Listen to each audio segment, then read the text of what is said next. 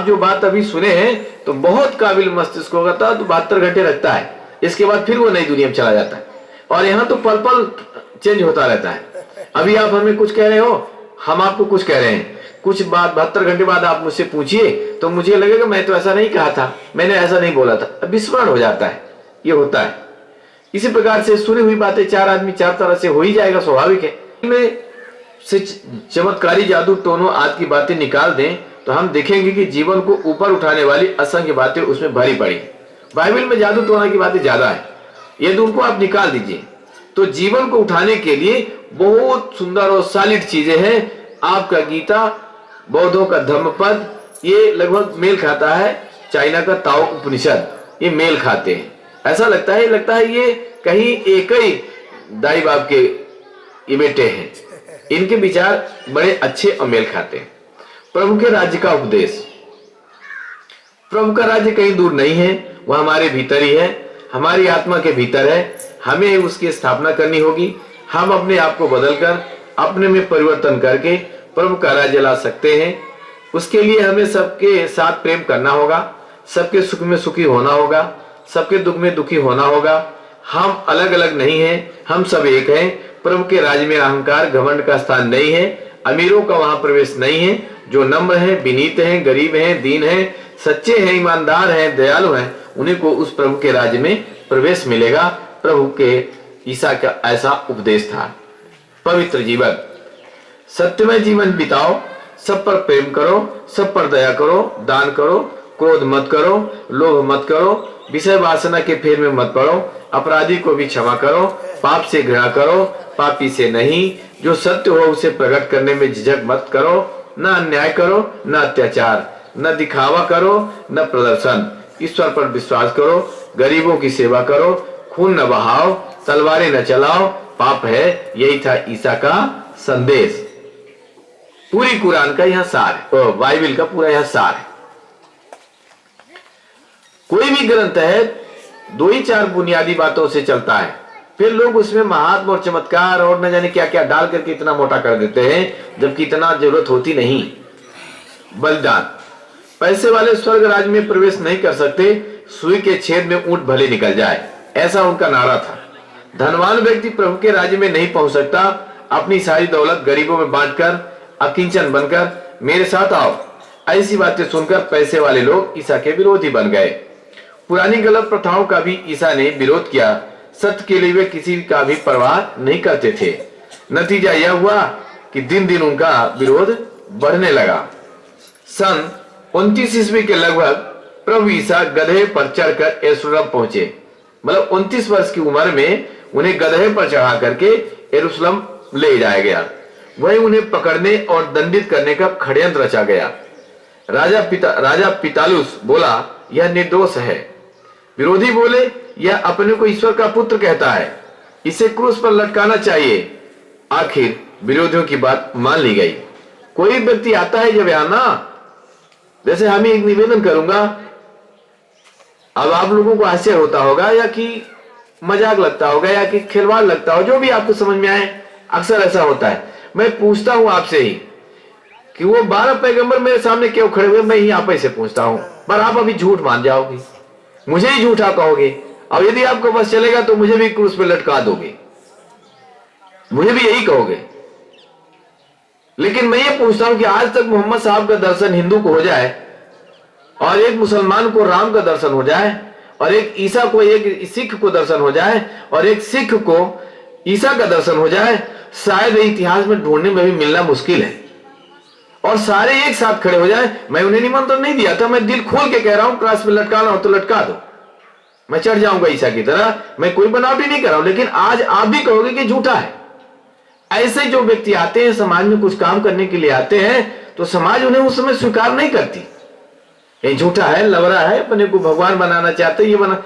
किसी के बनाने से कोई भगवान बनता है? मैं बैठा हूं, आइए बनाइए, मैं इनाम देता हूं। कैसे आप भगवान मुझे बना दोगे? व्यक्ति अपने आप से बनता है।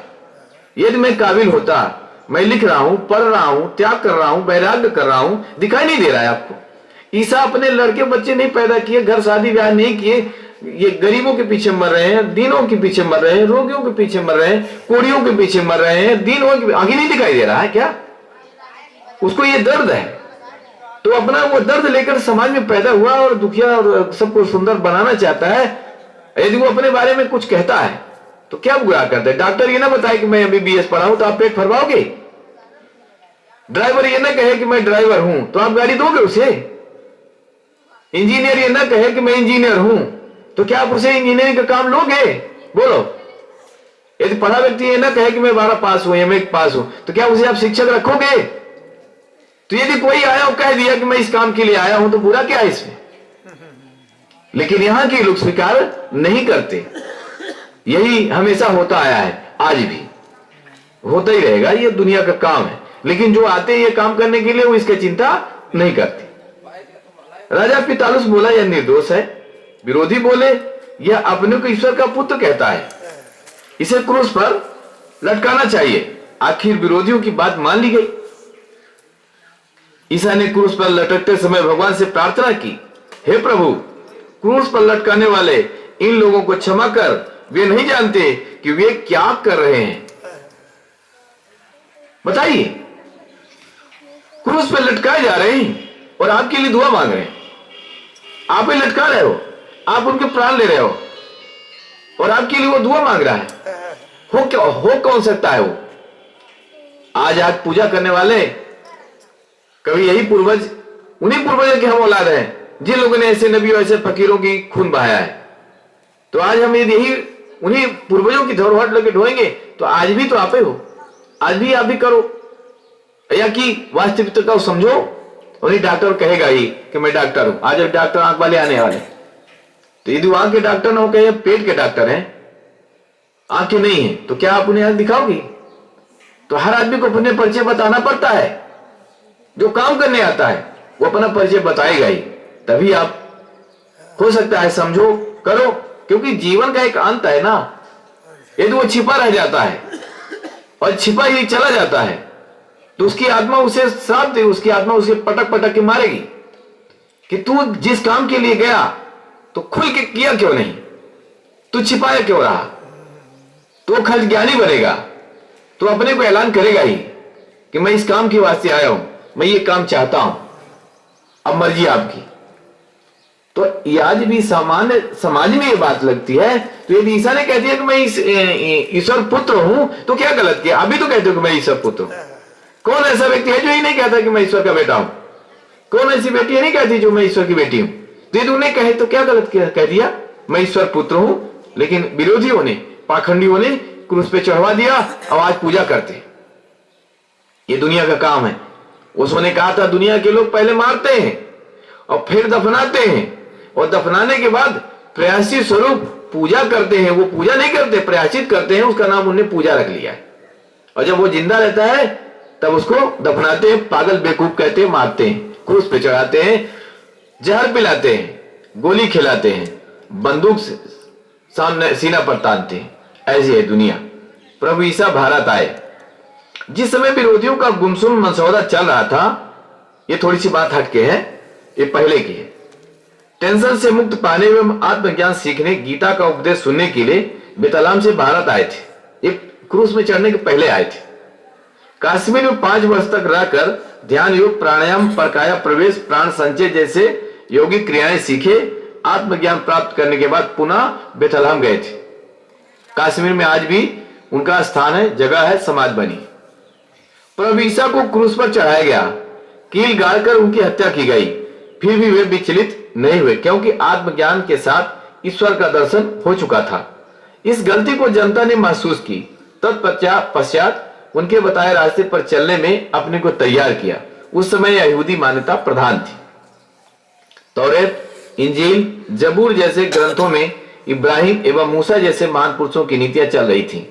पुरानी बाइबल भी अपना स्थान बना चुकी थी। ईसा इन तमाम चमत्कारों आदि के कारण पैगंबर घोषित किए गए। उन्हें स्वर्गदूत कहा गया। प्रभु पुत्र ईसा के उपदेश को लोग अपने जीवन में उतारने लगे एवं अपने को ईसाई कहलाने लगे। इसी बीच एक और नया पैगंबर और जन्मा जो इस्लाम संप्रदाय बनाया। उसकी कथा आगे है। एक छोटी सी भजन सुना दें, फिर आगे की कथा शुरू करते हैं।